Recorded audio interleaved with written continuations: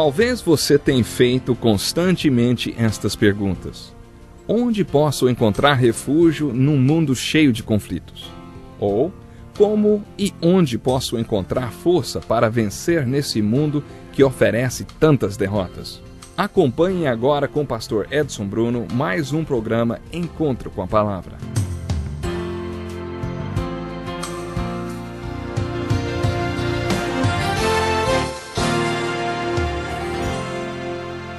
Seja muito bem-vindo ao Encontro com a Palavra. Estamos quase terminando o estudo de todos os livros da Bíblia. Já estamos nas cartas de Pedro.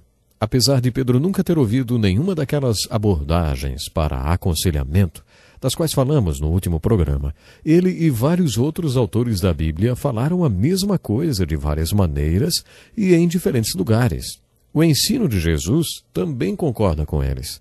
Como já disse, os pensamentos modernos sobre aconselhamento não autenticam os ensinos do Novo Testamento.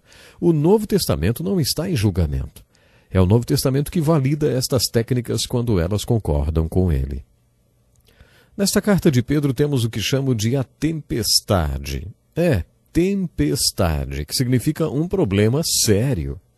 Você pode passar por tempestades, mas de acordo com Pedro você também tem a palavra de Deus. Se você é seguidor de Jesus, o seu sistema de crer é a palavra de Deus. A maneira como você processa as tempestades através da palavra de Deus, o sistema de crer baseado na palavra de Deus, o leva a consequências emocionais que Pedro chama de testemunho. Deus permite que as tempestades aconteçam porque quer que você seja uma testemunha para Ele. A maneira como você lida com a tempestade, a maneira como processa as tempestades da vida pela palavra de Deus, leva você a testemunhar. Todos somos testemunhas de Jesus Cristo. Podemos ser boas testemunhas ou sermos apenas testemunhas medíocres. O que determina o tipo de testemunha que seremos é a maneira como processamos, vamos dizer assim, as nossas tempestades da vida, o sistema de crer ou de reação que temos, baseado na palavra de Deus. Ele o levará a dar testemunho ao mundo.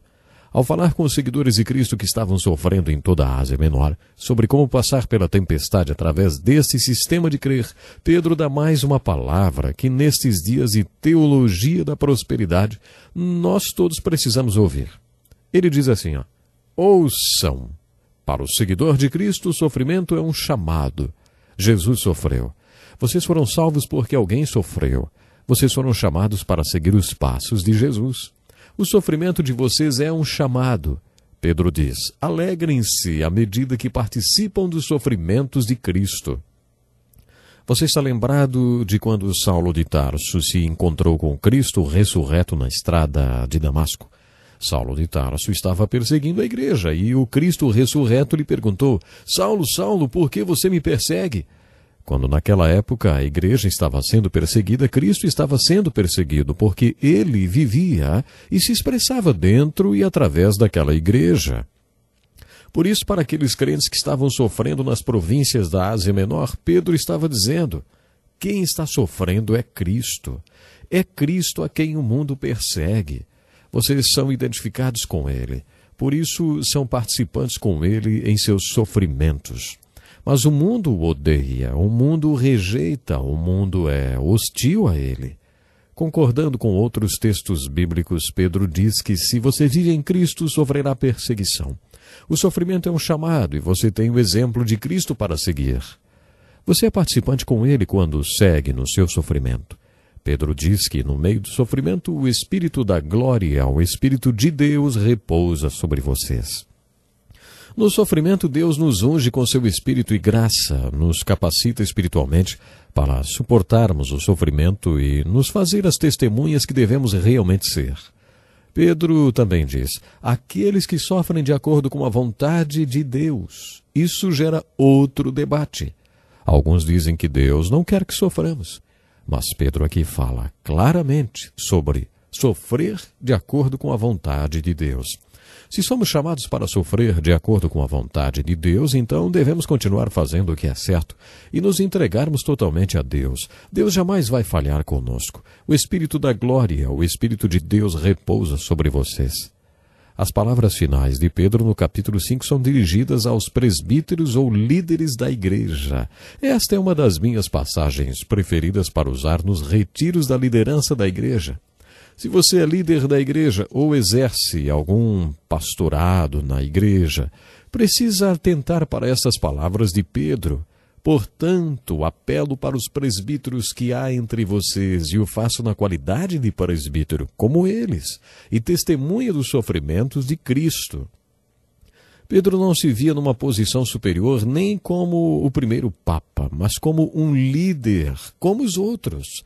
Pedro foi muito humilde ao escrever o capítulo 5. E observando os 3 primeiros capítulos de sua carta, entendemos por que ele era humilde. Quando ele escreve aos líderes, ele diz que eles deveriam assumir a responsabilidade do pastoreio da igreja, não como senhores, mas como exemplos. Quando estudamos a estrutura de liderança da igreja, chegamos à seguinte conclusão, principalmente à luz de textos como 1 Pedro 5. Não existe nenhuma organização no mundo que possa ser comparada à igreja. A igreja é uma organização e tem se tornado um grande negócio. Isso quer dizer que existe muito dinheiro em jogo. De onde os líderes da nossa igreja tiram seus métodos de liderar a igreja? Para liderar uma igreja hoje, podemos fazer 2 opções. Podemos participar de um seminário sobre como ser um executivo bem-sucedido, aprender a analisar, organizar, delegar, supervisionar e depois agonizar. Podemos adquirir os melhores métodos que o mundo usa para vender ou gerenciar negócios. Podemos trazer os métodos de gerenciamento do mundo para a igreja.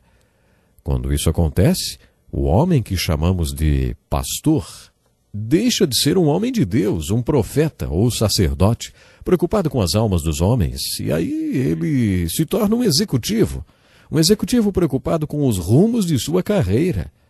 É impossível que isso aconteça no meio da igreja. Infelizmente, eu já vi acontecer. Qual deve ser o procedimento da igreja local em relação aos princípios de gerenciamento? Hoje, no meio do ministério da igreja, existem executivos empresariais muito bem-sucedidos querendo gerenciar a igreja como se fosse um negócio. A igreja não deve ser como uma empresa, com presidente, proprietário e funcionários. Não é assim que ela funciona. Se você quer adotar a filosofia de liderança de Jesus, então leia Mateus capítulo 23. Pedro está dizendo no capítulo 5, a igreja não é um negócio que deva ser gerenciado como empresa.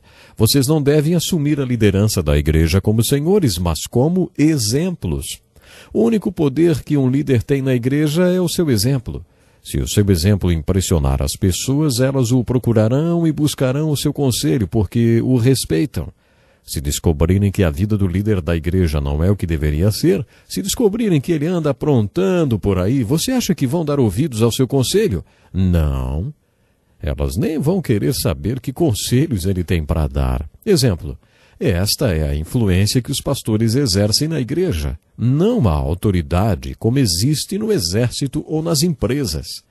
Pedro foi treinado por um homem que disse: gostam do lugar de honra nos banquetes e dos assentos mais importantes nas sinagogas, de serem saudados nas praças e de serem chamados rabis. Mas vocês não devem ser chamados rabis. Um só é o mestre de vocês e todos vocês são irmãos. A ninguém da terra chamem pai, porque você só tem um pai, aquele que está nos céus. Tampouco vocês devem ser chamados chefes, porquanto vocês têm um só chefe, Cristo Jesus. O maior entre vocês deverá ser servo, pois todo aquele que a si mesmo se exaltar será humilhado, e todo aquele que a si mesmo se humilhar será exaltado. Pedro foi treinado por Jesus Cristo. Jesus Cristo disse tudo isso no capítulo 23 de Mateus. Agora, tente aplicar isso na sua igreja. Não deixe que chamem você de rabi, nem de pai, nem de chefe, porque você tem um mestre, um pai e um único líder, Deus, o Espírito Santo, Cristo, e somos todos irmãos. Grifem essas palavras, somos todos irmãos. Dá até para sentir a força dessas palavras de Pedro no capítulo 5 de sua primeira carta. Pedro não foi o tipo de líder que se colocou acima de alguém, nem considerou ninguém inferior a ele. Pedro não foi o tipo de líder que se ouve falar por aí hoje em dia com autoridade apostólica e outras classificações que descendem desta. Às vezes, quando leio estes textos sobre humildade, pergunto-me como chegamos ao ponto de hoje termos bispos e arcebispos e reverendo e por aí vai. Todos são títulos que servem como graduação, como oficial do exército, né, que vai ganhando listras nos ombros.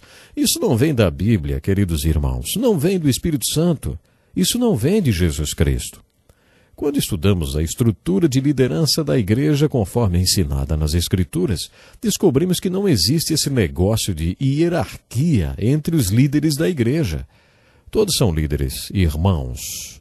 Irmãos, e tem um rabi, um mestre e um líder. Esse líder é Deus, o Espírito Santo e o próprio Jesus Cristo. Finalizando o capítulo 5, encontramos um versículo impressionante que nos remete aos 3 Pedros.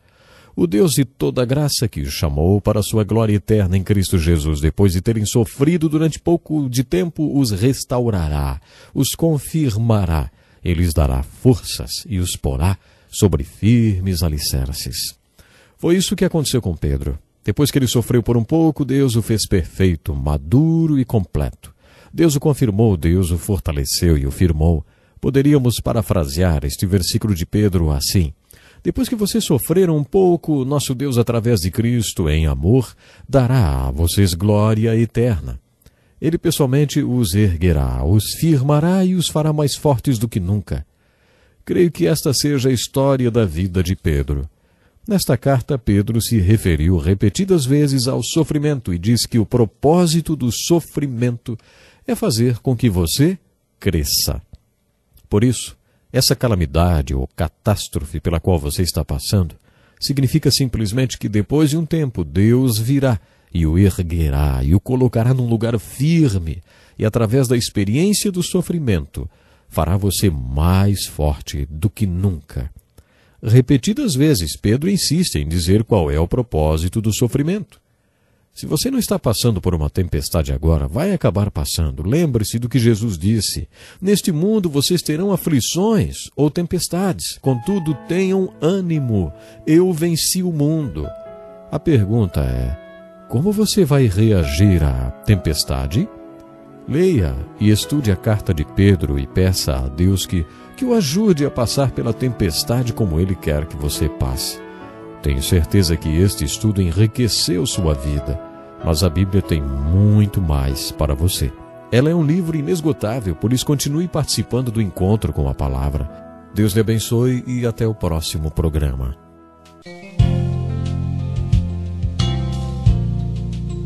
Que lição importantíssima. Obrigado, pastor Edson Bruno. Prezado ouvinte, coloque em prática o que você ouviu aqui. Sem dúvida, sua vida será grandemente abençoada. Este é um estudo escrito pelo Dr. Dick Woodward, na voz do pastor Edson Bruno. Escreva-nos e solicite o material. Nosso endereço é Encontro com a Palavra, Caixa Postal 2011, CEP 89201-970, Joinville, Santa Catarina. Até o nosso próximo encontro com a Palavra.